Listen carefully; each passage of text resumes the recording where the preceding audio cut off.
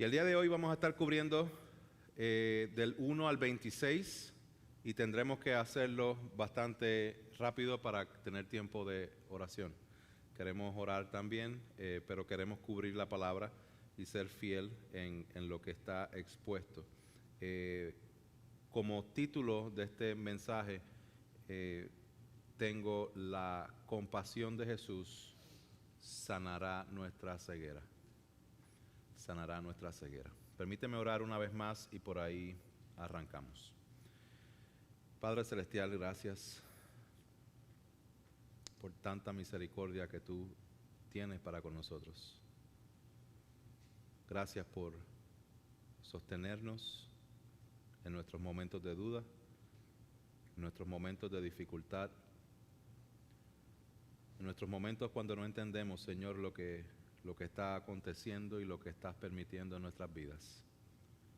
Permítenos, Señor amado, dar pasos firmes en fe, reconociendo de que tú estás en control de todas las cosas y que lo que no podemos ver el día de hoy, en su momento, lo entenderemos y te daremos gloria, porque tú eres bueno y tú eres poderoso. Te damos gracias, Señor, en el nombre de Jesús. Amén.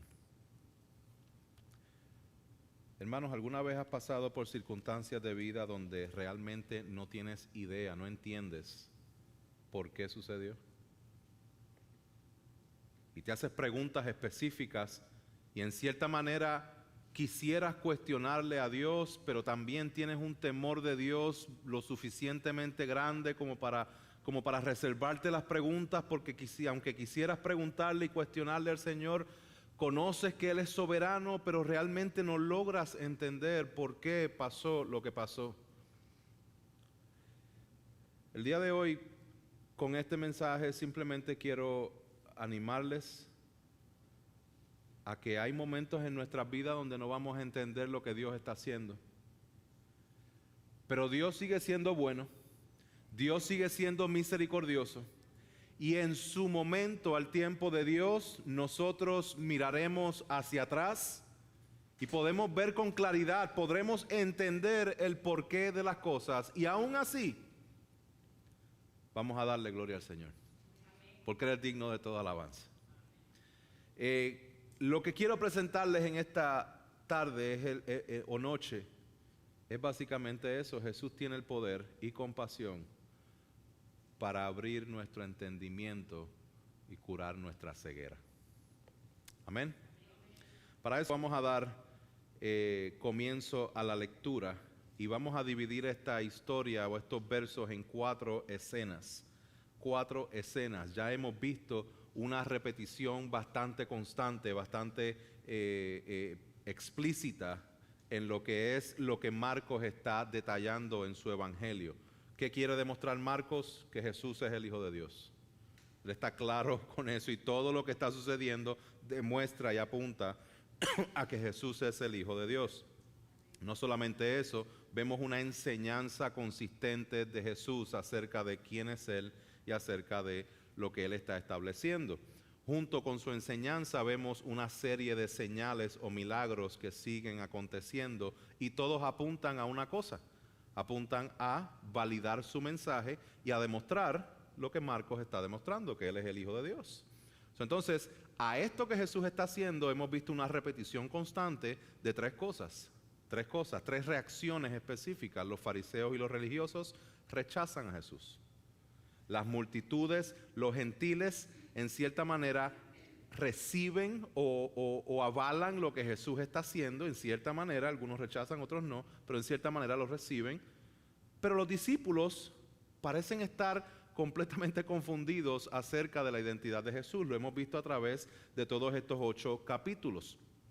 Y esto es una repetición de lo que nosotros hemos visto. En estas 4 historias vamos a ver mucha repetición. Por ejemplo, nosotros vimos en el capítulo 6 una historia similar a la que vamos a leer ahora. La alimentación de los 4,000, en el capítulo 6 fue la alimentación de los 5,000. Fueron 2 eventos diferentes, pero está repitiendo el mismo punto. No solamente eso, en el capítulo 6 y ahora en el capítulo 8 vamos a ver un viaje en bote. También vamos a ver confrontación que él hizo en el capítulo 7 y que va a repetir ahora en el capítulo 8 a los fariseos. También hay conversación acerca del pan que va a estar sucediendo en este capítulo 8. También había sucedido en el capítulo 7 con la mujer sirofenicia. También vemos la sanidad milagrosa del tartamudo y ahora vamos a ver al final la del ciego. Y también hay una repetición en lo que es una gran confesión acerca de Jesús. La gente al final del capítulo 7 decía que estaban maravilladas de lo que Jesús estaba haciendo y que todo lo que hacía lo hacía bueno. Y ahora en este capítulo, aunque no el día de hoy, sino la semana que viene, estaremos viendo la confesión de Pedro, donde Pedro reconoce quién es Jesús. O vemos mucha repetición con el propósito de apuntarnos específicamente a la identidad de Jesús y a lo que Jesús está estableciendo. Y así llegamos a esta primera historia, donde vemos la alimentación de los 4,000.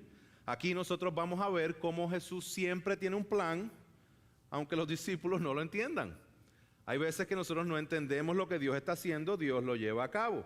Y en los primeros 3 versos vamos a ver más que todo lo que es la compasión de Jesús. Síganme en el texto 1 al 3 para que vean la compasión que tiene Jesús. En aquellos días, cuando había de nuevo una gran multitud que no tenía que comer, Jesús llamó a sus discípulos y les dijo: tengo compasión de la multitud porque ya hace 3 días que están junto a mí y no tienen que comer. Y si los despido sin comer a sus casas, desfallecerán en el camino, pues algunos de ellos han venido de lejos. Qué hermoso, hermanos, que nosotros podamos descansar y creer y completamente entregar todo lo que somos a un Dios que tiene compasión de nosotros, que reconoce exactamente dónde tú estás en cada circunstancia, cada necesidad que tú tienes, desde antes y después y durante. Jesús es compasivo. Jesús no es un Dios lejano, es cercano y es compasivo para con su pueblo. ¿Qué vemos aquí en los siguientes capítulos? No solamente que Él es compasivo, sino que Él provee. Hermanos, ¿cuántos testimonios nosotros pudiéramos dar en nuestra vida acerca de la provisión y cómo Dios nos ha provisto? Uno tras otro, tras otro. Aquí vemos otro ejemplo. Porque Jesús dice en el verso 3, si los despido sin comer a sus casas, desfallecerán en el camino, pues algunos han venido de lejos. Y aquí vemos la provisión de Jesús en el verso 4. Sus discípulos les respondieron: ¿dónde podrá alguien encontrar lo suficiente para saciar de pan a estos aquí en el desierto? ¿Cuántos panes tienen?, les preguntó Jesús. Ellos respondieron: 7. Entonces mandó a la multitud que se recostara en el suelo, y tomando los panes, los 7 panes, después de dar gracias, los partió y los iba dando a sus discípulos para que los pusiera delante de la gente. Y ellos los sirvieron a la multitud. También tenían unos pocos pececillos, y después de bendecirlos, mandó a que estos también los sirvieran.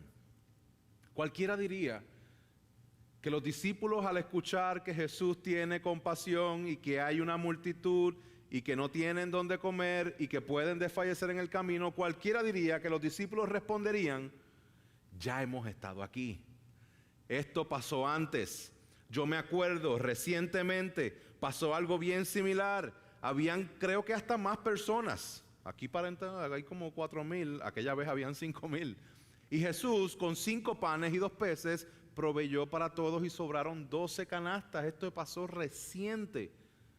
Mas sin embargo el escenario es el mismo, pero la falta de entendimiento de los discípulos está latente.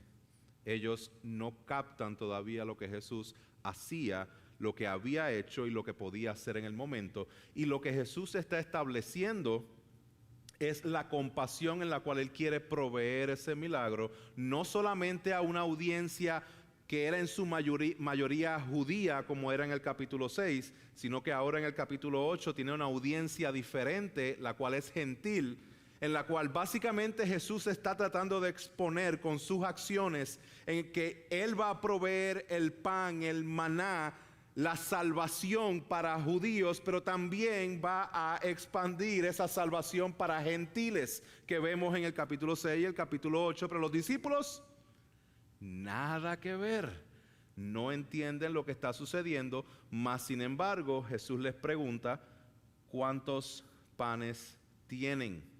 Ellos respondieron 7. Los partió y les mandó a hacer exactamente el mismo proceso que les mandó a hacer 2 capítulos antes. Y en todo ese proceso, hermanos, nosotros cuando hacemos aquí comida, en Easter se hizo una comida, y alimentar a unas 400 personas toma tiempo. Imagínate 4,000 hombres sin contar mujeres y niños. Imagínate que 12 personas están encargadas de mandar a sentar, acomodar y repartir las cestas de pan y de pececillos que Jesús está multiplicando y creando en el mismo momento. Imagínense en el tiempo en el cual ellos tienen que invertir para hacer este tipo de trabajo, y ya lo habían hecho. Mas, sin embargo, no lo tenían presente. Hermanos, los discípulos no entendían lo que Jesús estaba haciendo, mas sin embargo vemos con claridad su compasión y vemos su provisión. Y vemos algo bien interesante aquí. En el verso 8 al 10, escuchen, dice que todos comieron y se saciaron. Y esto es un principio que nosotros tenemos que tener claro en nuestras vidas como creyentes. Jesús es compasivo, Jesús provee y Jesús satisface. En Jesús lo tenemos todo. Muchas veces pensamos que necesitamos a Jesús y algo más. El texto nos está demostrando con la acción de Jesús de que con Jesús tenemos todo lo que necesitamos. En Cristo tenemos todo lo que necesitamos ayer, hoy y mañana. Es importante que nosotros desarrollemos nuestra fe, que crezcamos en nuestra fe, que no solamente tenemos a Jesús para nuestra provisión y para que tenga compasión de nosotros, sino para que encontremos en Él un regocijo de que nos satisfacemos en Él porque Él es bueno, poderoso y soberano. Hermanos, nosotros tenemos que todos crecer en nuestra intimidad con Dios, en nuestro gozo de estar con el Señor, de estar en su presencia, de estar en su palabra, de que esto no es una labor que el Señor nos manda como es algo tedioso. Esto no es la dinámica que tienen las personas que se autoflagelan, que tienen, yo quiero agradar a Dios, y quiero agradar a Dios, y quiero agradar a Dios, pues tengo que estudiar la Biblia. No, hay un gozo increíble en que nosotros nos metamos en la palabra del Señor y conozcamos lo que Él ha revelado de Él mismo, de su grandeza, de su poder, de su plan eterno, y que nosotros podamos regocijarnos en Él. Hay que satisfacernos en su palabra. Y esto es lo que vemos aquí. Todos comieron y se saciaron. Y no solamente eso, dice que recogieron de lo que sobró de los pedazos 7 canastas. Y como les decía el domingo, no eran canastas, eran como baúles. Sobró un montón. Sobró perfectamente 7 canastas. Los que comieron eran unos 4,000. Jesús los despidió y subiendo enseguida a la barca con sus discípulos, se fue a la región de Dalmanuta. Interesante porque Jesús sigue explorando lo que son ahora regiones altamente concentradas de gentiles, no de judíos, pero los judíos estaban donde quiera, los fariseos estaban donde quiera y hasta le seguían. Y esto es lo que vamos a ver en la siguiente escena, donde vamos a ver la ceguera espiritual de incrédulos que demandan una señal, pero Jesús los deja. Veamos el verso 11. El verso 11 dice, entonces salieron los fariseos y comenzaron a discutir con él, buscando de él una señal del cielo para poner a prueba a Jesús. Que vemos en este verso, los incrédulos quieren probar a Jesús. Increíble que luego de hacer un milagro que con 7 panecillos alimenta una multitud y sobran 7 baúles de pan, los fariseos están pidiendo una señal. Hubiesen pedido algo más específico, pero una señal. Cuando él acababa de alimentar a 4,000, cuando él acababa de caminar sobre las aguas, donde él acababa de sanar a un tartamudo, donde él acababa de hacer tantos milagros uno tras otro, tras otro, tras otro, tras otro, y ellos están pidiendo una señal. ¿Por qué? Porque ellos no están pidiendo una señal para que entonces ellos crean. Hermanos, no existe tal cosa como algo que tú puedas desarrollar fe por medio del milagro. Esto no sucede de esta forma. Vamos a ver lo que sucede aquí. Porque miren la respuesta de Jesús en el verso 12. En el verso 12, suspirando profundamente en su espíritu, no traté de suspirar como Jesús, simplemente me quedé sin aire. Suspirando profundamente en su espíritu dijo, ¿por qué pide señal esta generación? En verdad les digo que no se le dará señal a esta generación. Estas personas buscaban hacer caer a Jesús. Miren lo que dice el verso 13, y aquí vemos en cierta manera lo que puede ser considerado la implementación de juicio de Jesús sobre estos fariseos, porque dice que y dejándolos, se embarcó otra vez y se fue al otro lado del lago. Hermanos, este rechazo de los incrédulos, de los fariseos, de los religiosos hacia Jesús no es nuevo. Esto viene aconteciendo todo el libro de Marcos. Lo vimos en el capítulo 3, verso 2, donde los fariseos buscaban acusar a Jesús. Lo vemos en el verso 3, capítulo 3, verso 6, donde ellos buscaban destruir a Jesús. Lo vemos en el verso 22 de ese mismo capítulo, donde ellos lo acusaban de estar endemoniado. Esto es algo constante que hemos visto de los fariseos. Son incrédulos que quieren probar a Jesús, pero causan que Jesús esté agobiado, de que Él suspire profundamente ante la gran incredulidad que tienen estos fariseos. Y lo que viene a continuación es juicio. Esto es interesante porque va bien conectado a lo que sucede en Romanos capítulo 1. Dice, porque la ira de Dios se revela desde el cielo contra toda impiedad e injusticia de los hombres, que con injusticia restringen la verdad. Pero lo que se conoce acerca de Dios es evidente dentro de ellos, pues Dios se lo hizo evidente, porque desde la creación del mundo, sus atributos invisibles, su eterno poder y divinidad, se han visto con toda claridad, siendo entendidos por medio de lo creado, de manera que ellos no tienen excusa. Nadie tendrá la excusa de decir, es que yo no sabía.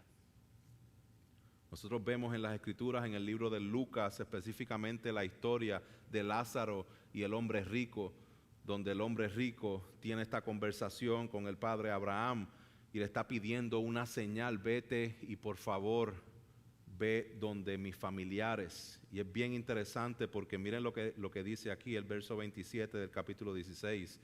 Él le pide, te ruego pues Padre que lo envíes a la casa de mi padre, pues tengo 5 hermanos, de modo que él los prevenga para que ellos no vengan también a este lugar de tormento. Pero miren lo que Abraham les contesta. Dice, ellos tienen a Moisés y a los profetas, que los oigan a ellos. El mensaje ya ha sido dado. Y dice, y el rico contestó, no, padre Abraham, sino que si alguien va a ellos de entre los muertos, se arrepentirán. Abraham le contestó, si no escuchan a Moisés y a los profetas, tampoco se persuadirán si alguien se levanta de entre los muertos. La gente no va a creer porque simplemente vamos a hacer milagros y señales para que la gente crea. Jesús hizo milagros y señales para validar su mensaje, que Él es el Hijo de Dios que vino a salvar. Y teniendo el poder de todos estos milagros que Él hizo y teniendo de frente a Dios encarnado, ellos dicen, tú tienes a Belcebú. Ellos no necesitaban una señal. Ellos necesitaban arrepentirse de su incredulidad. Jesús no los dejó por falta de señales, sino por falta de fe. ¿Qué vemos después? Verso 14, porque ahora vamos a ver una transición donde esa ceguera espiritual de los fariseos parece que está enfermando también a los discípulos. Vemos la ceguera espiritual que también está sobre los discípulos y no pueden entender. Verso 14 dice, los discípulos se habían olvidado de tomar panes. Qué irónico, ¿no? Seguimos con el tema de los panes. Con tanto pan que sobró. Y no tenían consigo en la barca sino solo un pan. Jesús les encargaba diciendo, tengan cuidado, cuídense de la levadura de los fariseos y la levadura de Herodes. Y ellos discutían entre sí que no tenían panes.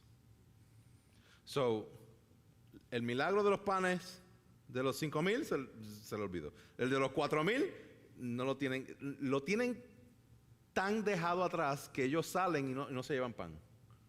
O sea, están completamente desconectados. Y Jesús les dice, cuídense de la levadura de los fariseos. Todos entendemos la dinámica de la levadura. Con un poquitito de levadura leuda toda la masa.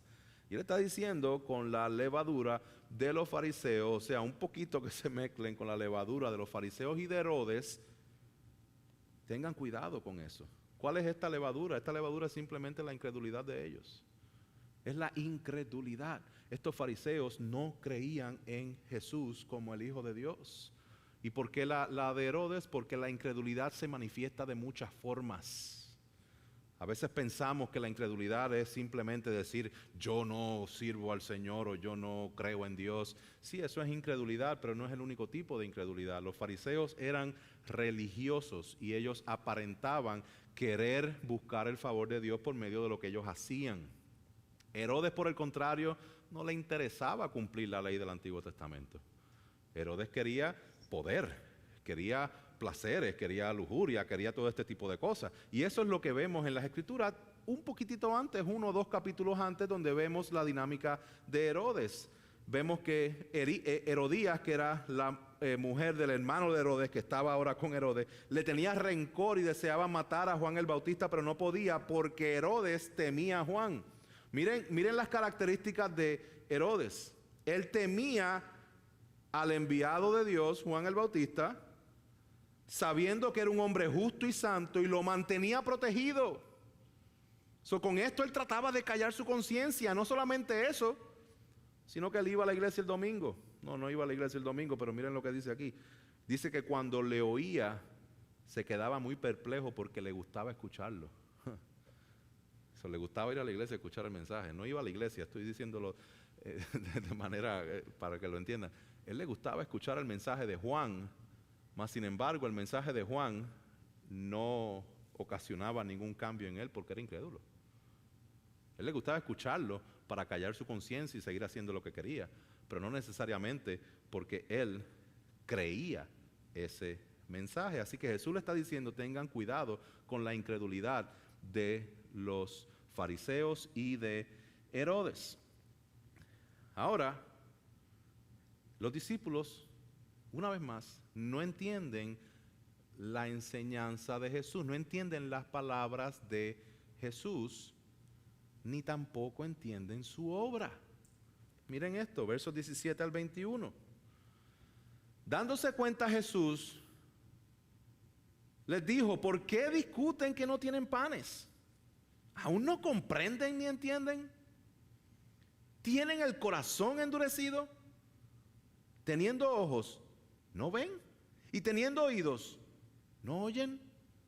¿No recuerdan cuando partí los 5 panes entre los 5,000? ¿Cuántas cestas de pedazos recogieron? 12.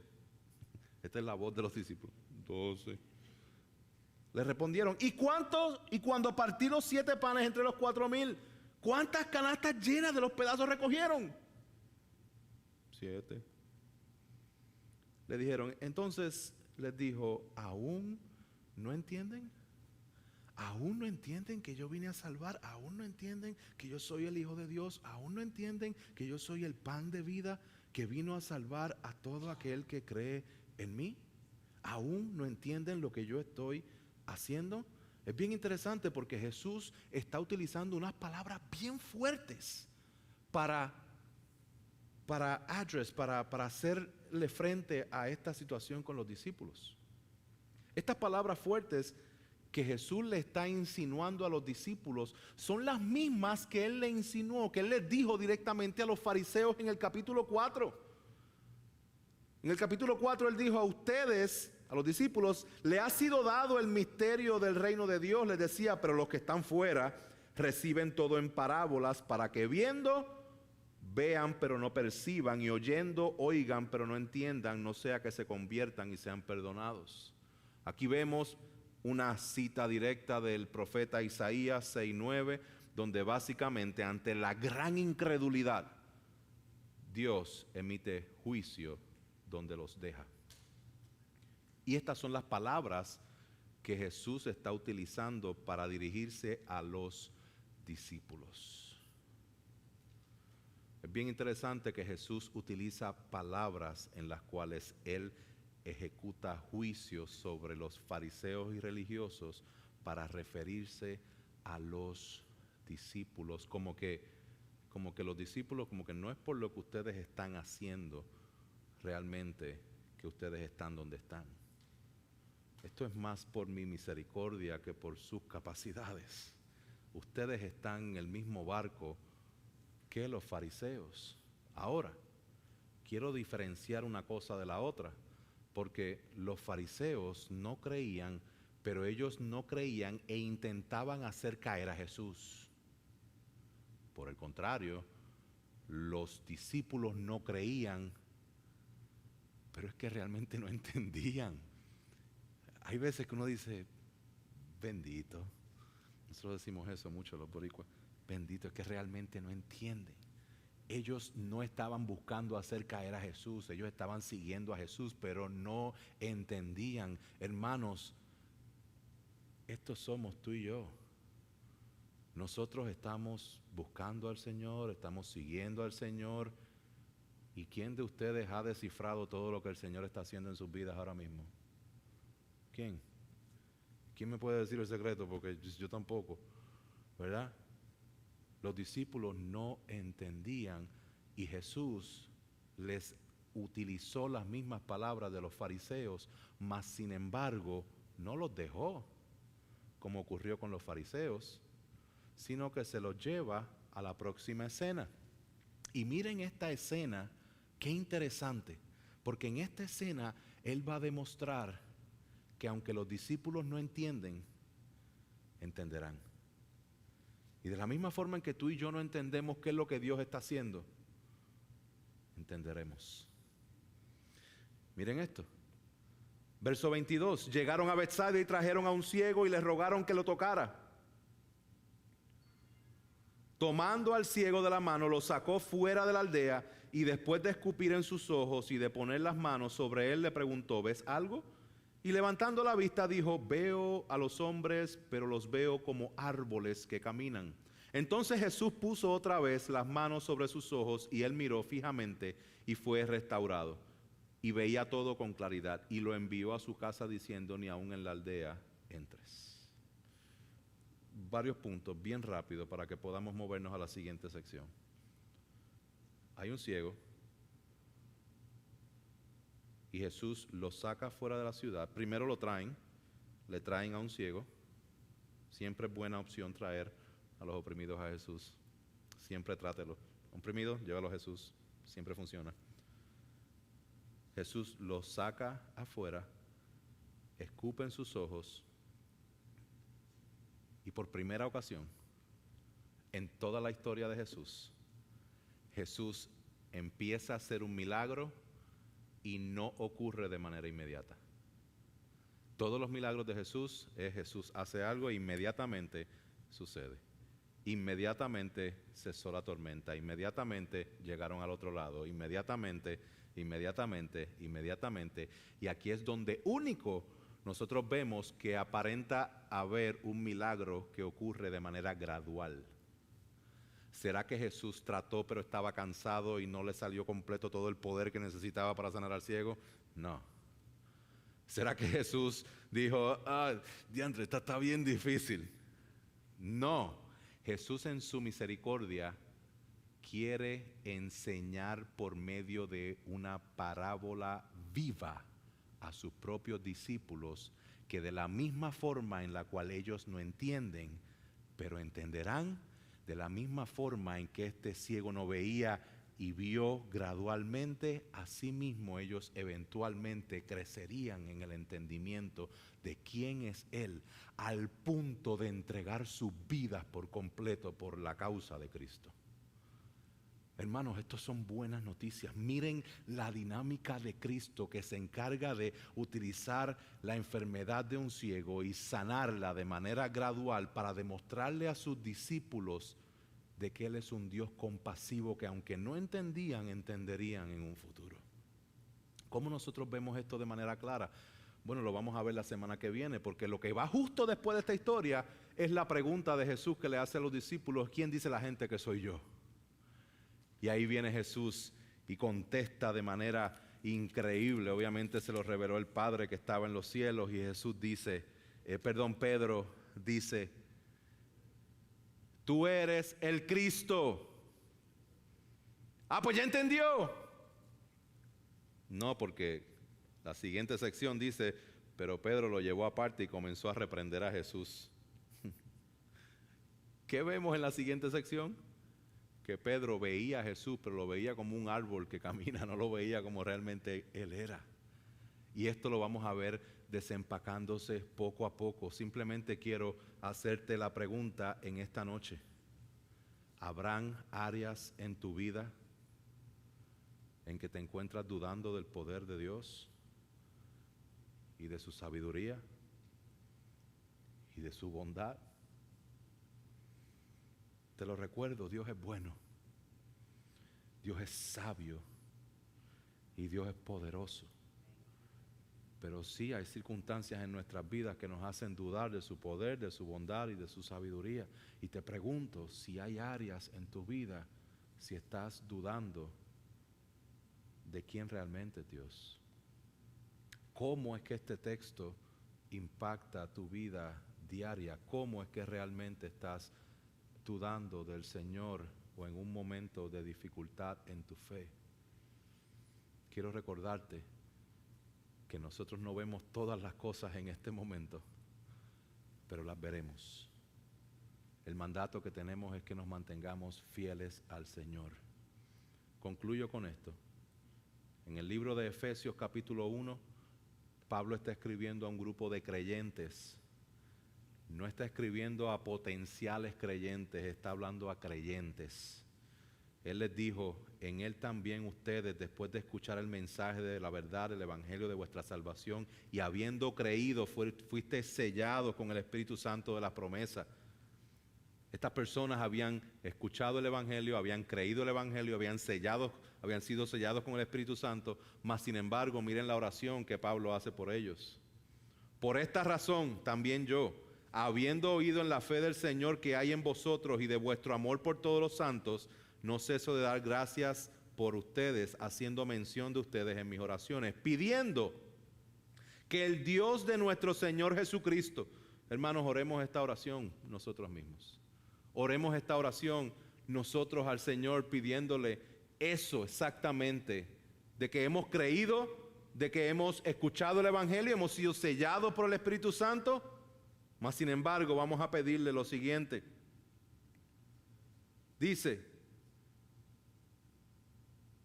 no ceso de dar gracias haciendo mención a todos vosotros, pidiendo que el Dios de nuestro Señor Jesucristo, el Padre de gloria, os dé espíritu de sabiduría y revelación en un mejor conocimiento de Él. Mi oración es que los ojos de vuestro corazón sean iluminados para que sepan qué, cuál es la esperanza de su llamamiento, cuáles son las riquezas de la gloria de su herencia en los santos y cuál es la extraordinaria grandeza de su poder para con nosotros los que creemos, conforme a la eficacia de la fuerza de su poder, la cual obró en Cristo cuando le resucitó entre los muertos y le sentó en la diestra en los lugares celestiales, muy por encima de todo principado, autoridad, poder, dominio y todo nombre que se nombra, no solamente en este siglo, sino también en el venidero. Y todo sometió bajo sus pies y a Él lo dio por cabeza sobre todas las cosas a la iglesia, la cual es su cuerpo, la plenitud de aquel que todo lo llena en todo. Que esta sea nuestra oración esta noche, que esta sea nuestra oración mañana en la mañana, que esta sea nuestra oración mañana en la noche, y que sea nuestra oración cada día, que nosotros crezcamos en el conocimiento de Él, para que cada día podamos ver con más claridad y no veamos las cosas de Dios como simplemente árboles que caminan.